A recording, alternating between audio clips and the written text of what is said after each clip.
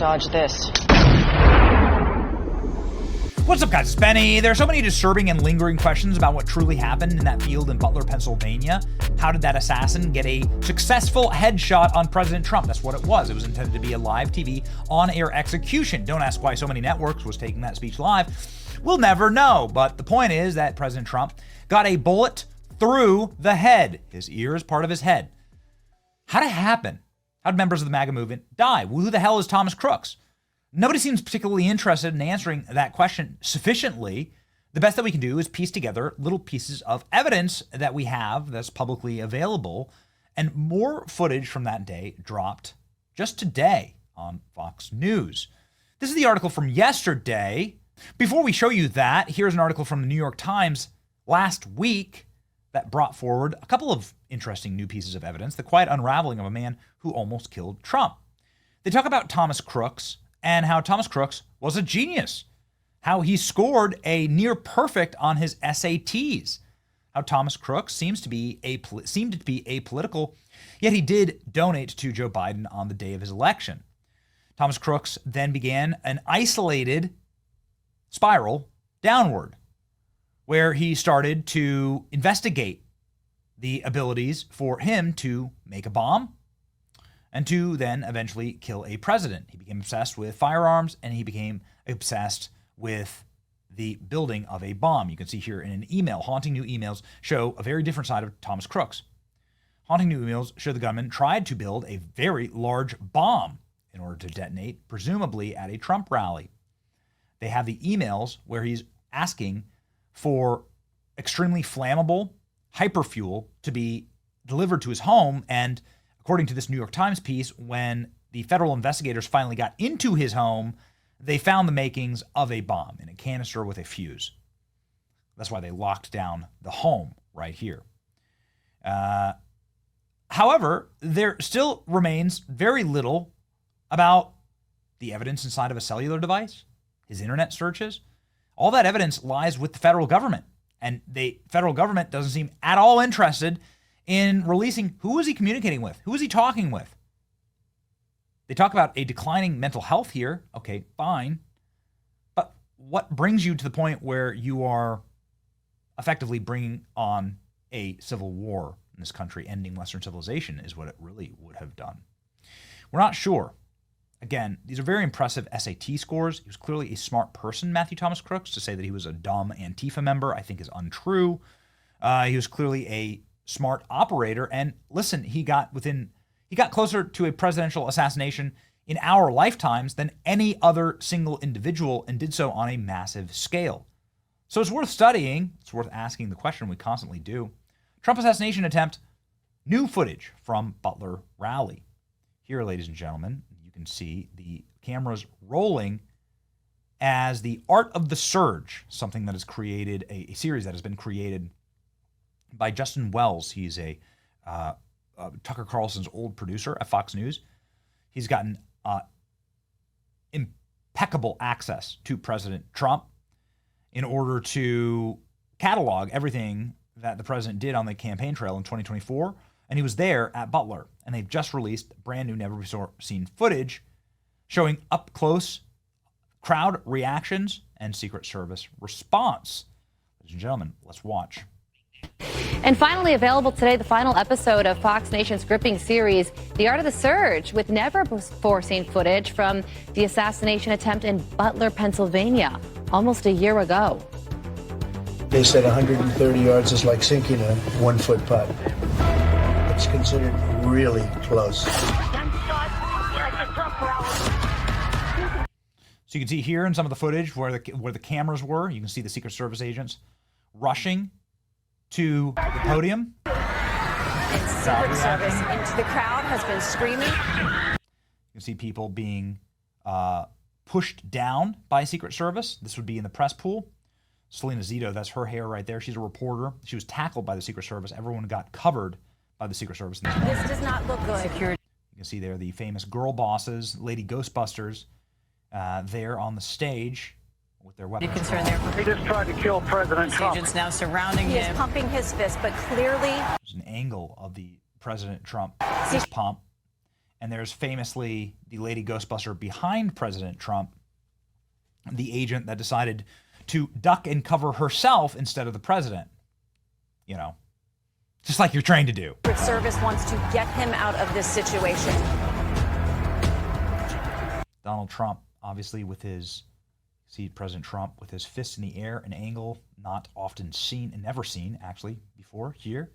Donald Trump, fist in the air, security around him, breaking through that Secret Service bubble, showing how defiant he was in order to break that bubble. And I think it's true that everyone knows where they were when they got the news. I certainly do.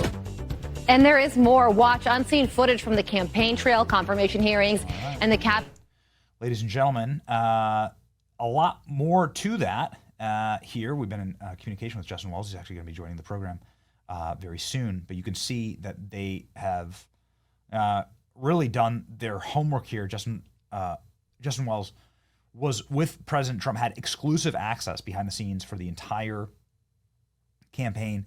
And this is definitely the most important moment in American political history, like definitely recent American political history. And we know, of course, nothing about it. We know nothing about why it happened. In fact, we just got a new Thomas Crooks video released. He's talking about how exciting it is to cook. My name is Thomas Crooks, and it has always been my passion to create and build things of my own. Today, I want to tell you a little bit about myself and my academic goals, my passion for building things, my love of cooking with my family, and lastly, what I hope to achieve in this course. And this is Matthew Thomas Crook talking about building things. We know that he was building a bomb, and we know nothing else. How did he, how was he searching for this stuff? How was he getting access to these things? I'm not sure. It's very strange, and nobody in Congress seems to know either. Now look at this. Matthew Thomas Crooks was asked to bring adults in for an assignment to speak in front of 5 adults, and he asked the professor for an exemption because he only had his parents and possibly his sister. I do not have access to any other adults, he wrote. It's kind of like a glimpse of maybe a loner. It seems like he began to decay there in 2023. Divisive and incendiary campaigns are pulling the country apart, he says. As we move closer to the 2024 election, we should consider carefully what the means by which we elect our officials. We need an election system that promotes kindness and cooperation instead of division and anger. Well, what does that sound? What does that sound like it's related to? Around the time he wrote that essay, he began using an alias to buy other online firearm vendors. According to the Federal Bureau of Investigation, he would make at least 25 gun-related purchases before the fateful rally. So that and a bomb. And that's it. He donated to Joe Biden. His mom was a Democrat. His father was a registered libertarian. That's all we know. Ladies and gentlemen, we asked Senator Ron Johnson, who's a senior member of the Homeland Security Committee in the Senate, he's a very powerful man, about this. Like, has anybody, I don't know, given you a briefing on Matthew Thomas Crooks? Do you know anything? Man, he had a depressing answer. Here we go. Final thing, since we did talk about assassinations, and since you are in Homeland Security, do you know anything about the Trump assassinations that were happening? Like, has anybody briefed you in on like who Matthew Thomas Crooks was, who Ryan Ralph is, like his potential like connections to Ukraine? All we get are the federal filings, Senator. Since you're on the committee and you have a clearance, and you can like go in these classified hearings, has Intel like came out and briefed you on any of this? Do we know anything about what the hell was happening?